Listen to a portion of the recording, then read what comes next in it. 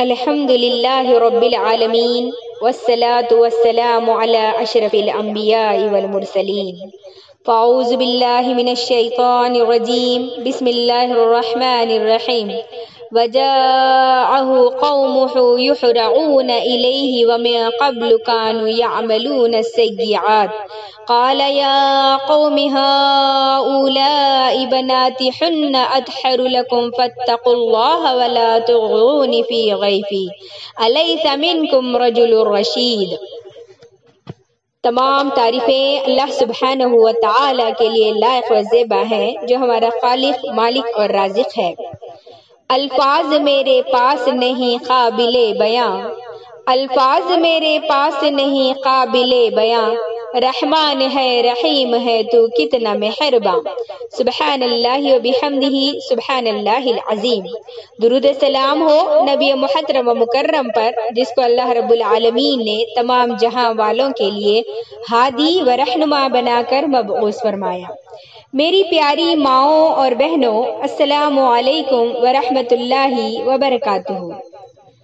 ابھی میں نے آپ لوگوں کے سامنے سورہ ہود سورہ نمبر 11 آیت نمبر 78 کی تلاوت فرمائی. تو اس مناسبت سے آج میری تقریر کا عنوان ہے سخاوت و مہمان نوازی. اللہ رب العالمین ان آیتوں میں کیا ارشاد فرماتا ہے، اس کا ترجمہ بھی میں اور آپ دیکھتے آگے بڑھیں. مہمانوں کی آمد کے فوراً بعد قوم لوط کے لوگ حضرت لوط علیہ السلام کے پاس دوڑتے ہوئے آئے. وہ پہلے سے ہی ان برائیوں کے مرتکب ہو رہے تھے. لوط علیہ السلام نے ان سے کہا، اے میری قوم، یہ میری بیٹیاں ہیں، تمہارے لیے پاکیزہ تر ہیں، اللہ سے ڈرو اور مجھے میرے مہمانوں کے معاملے میں رسوا نہ کرو. تمہارے درمیان کوئی بھی کیا نیک آدمی نہیں ہے؟ دیکھیں کہ دنیا میں کامیاب ترین انسان کون ہے؟ جس کے پاس بہت سے دوست ہو، گھر ہو، پڑوسی اور بستی والے جس کی عزت کرتے ہو، جس کی تواضع و انکساری کا چرچا زبان زد خاص و عام ہو.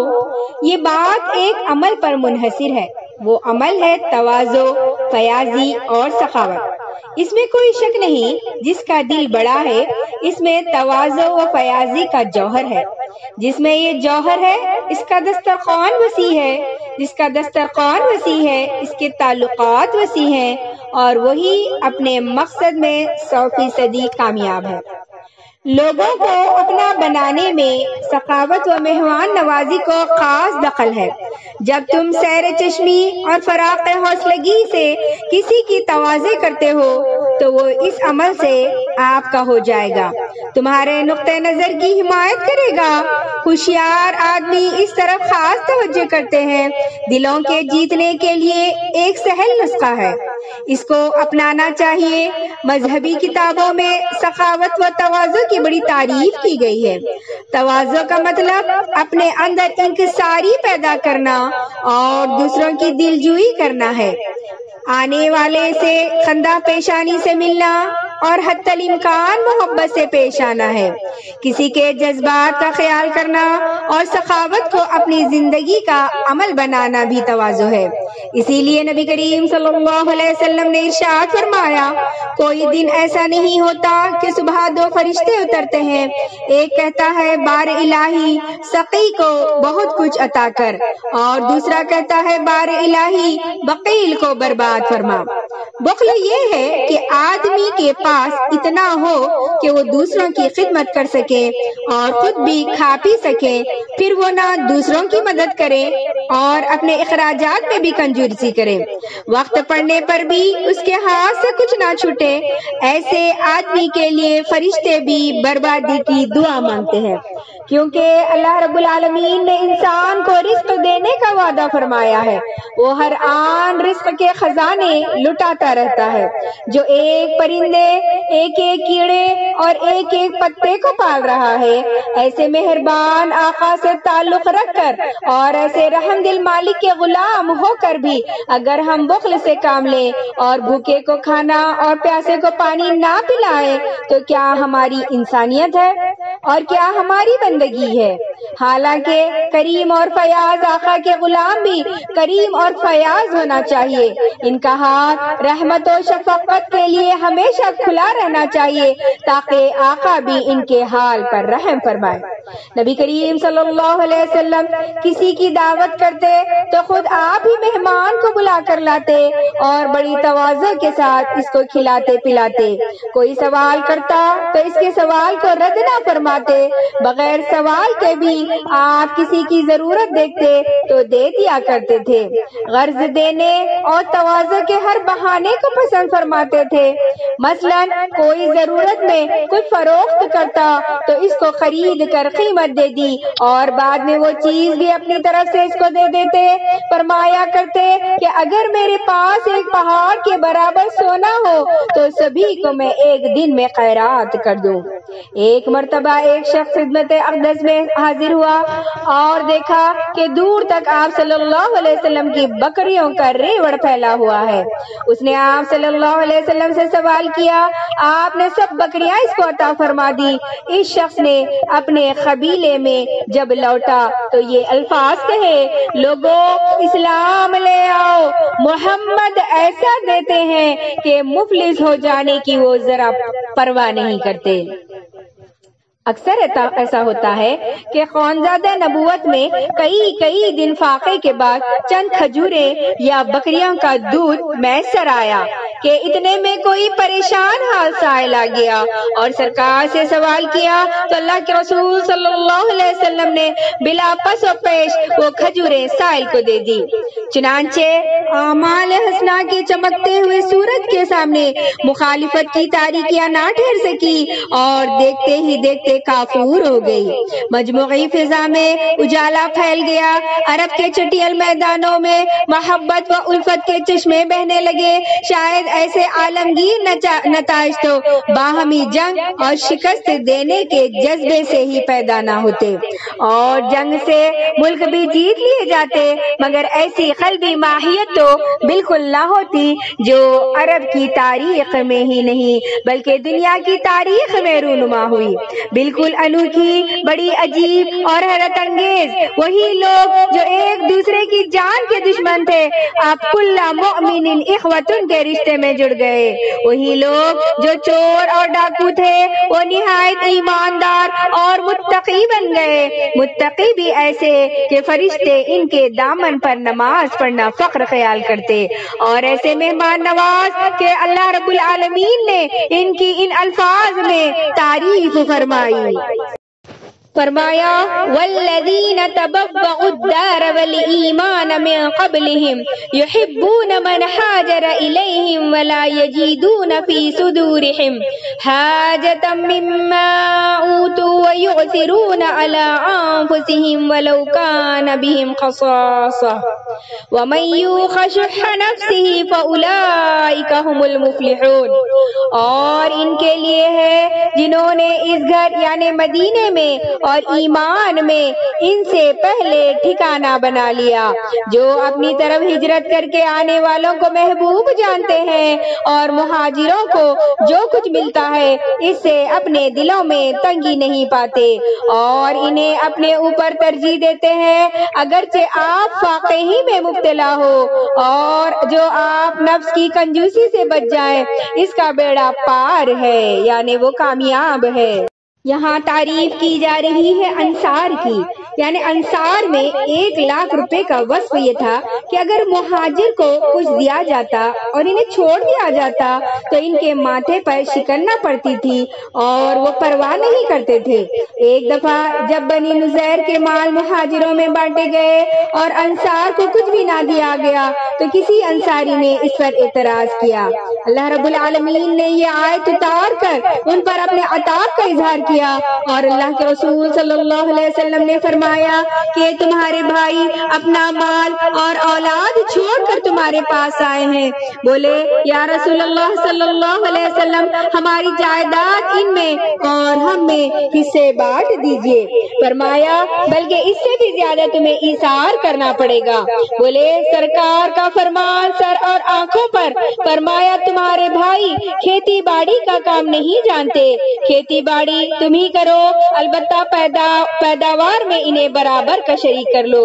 بولے یہ بات بھی ٹھیک ہے، خاطر منظور ہے۔ پھر فرمایا انصار و مہاجرین کو اپنے اوپر ترجیح دیتے ہیں، یعنی اپنی ضرورتوں پر ان کی ضرورتوں کو مقدم رکھتے ہیں، خود حاجت مند ہونے کے باوجود ان کی حاجت پوری کرتے ہیں۔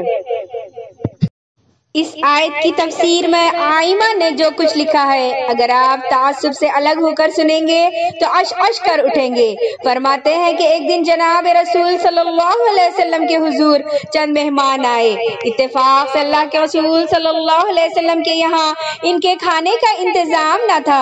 ارشاد ہوا کہ کون شخص ہے جو اللہ کے مہمانوں کو اپنے ساتھ لے جا کر کھانا کھلائے۔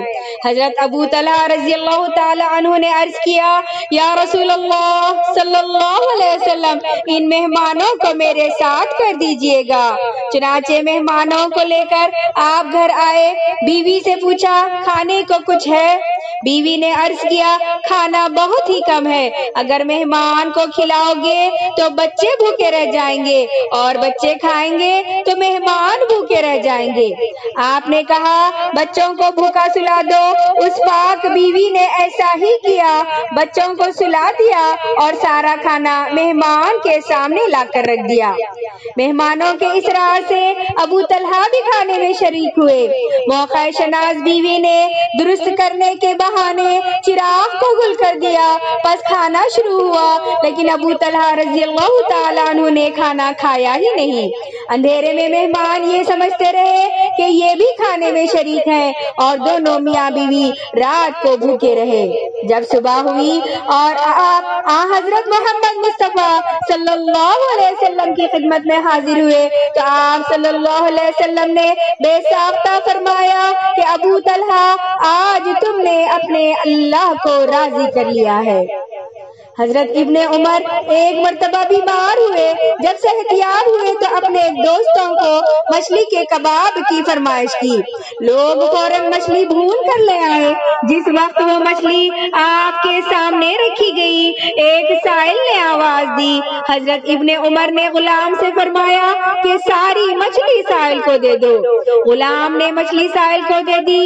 لوگوں نے عرض کیا یہ تو آپ کی خواہش کی شے تھی، آپ نے کیوں نوش نہ کی؟ فرمایا رب العالمین کا ارشاد بھی یاد کر لو۔ آپ نے ارشاد فرمایا لا تنالوا البر حتى تنفقوا مما تحبون، سورہ آل عمران سورہ نمبر 3 آیت نمبر 92۔ لوگوں تم نجات کو اس وقت پہنچو گے جب اپنے دل کی پیاری اور چہیتی چیزیں اللہ کی راہ میں فروخت کر دو گے۔ مجھے اس وقت مچھلی محبوب تھی، وہی میں نے اللہ کے بندے کی خدمت میں پیش کر دی۔ ابن عمر کے عمل سے صاف ظاہر ہو گیا کہ سخاوت ایسا عمل ہے جس سے دنیا میں بھی آدمی اچھا گنا جاتا ہے اور اللہ بھی اس کو پسند فرماتے ہیں، اس کو اپنی مخلوق میں محبوب بنا دیتے ہیں، اس کے مال میں زیادتی کرتے ہیں اور سب سے بڑی بات یہ ہے کہ آخرت میں نجات و فلاح عطا کرتے ہیں۔ آپ کا دن رات کا تجربہ ہے کہ دینے اور تواضع کرنے والا ہاتھ کبھی تنگ نہیں ہوتا۔ اسلام اپنے پیروں کو اس کی تلقین خاص کرتا ہے کہ وہ اللہ کی راہ میں اپنا مال صرف کرے، ضرورت مندوں کی ضرورت میں کام آئے اور اللہ کے دیے ہوئے رزق میں سے اللہ کے بندوں کا حق ادا کریں، اس کے بعد وہ مسلمان کہلانے کا حقدار ہے۔ اور ایسے ہی لوگ اسلام میں چار چاند لگا دیتے ہیں۔ کسی شاعر نے کیا خوب کہا ہے آدمی وہی جہاں میں اچھے، ہے آدمی وہی جہاں میں اچھے، آتے ہیں جو کام دوسروں کے۔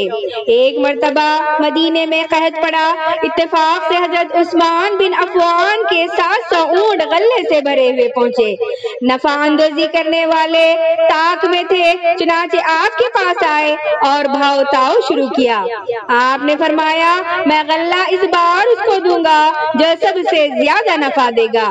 لوگوں نے 1 روپے سے لے کر 7 روپے فی اونٹ نفع کا دینا چاہا، لیکن عثمان بن عفان نے ان کے ہاتھوں غلہ فروخت نہیں کیا، بلکہ وہیں کھڑے کے کھڑے سب کا سب غلہ غربا اور مساکین میں تقسیم کر دیا۔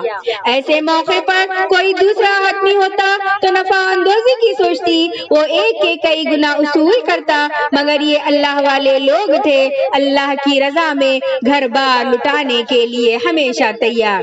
تو آخر میں اللہ رب العالمین سے دعا کرتی ہوں کہ اللہ رب العالمین بھی ہم تمام کو سقی بنائے، ہم تمام کو مہمان نواز بنائے، اللہ رب العالمین ہم تمام کو بخل سے بچائے۔ الہ العالمین ارحم الراحمین ہم تمام کو حلال رزق نصیب فرما اور ہم تمام کے رزق میں اضافہ فرما، آمین ثم آمین۔ وآخر الدعوانا ان الحمد للہ رب العالمین۔ السلام علیکم ورحمۃ اللہ وبرکاتہ۔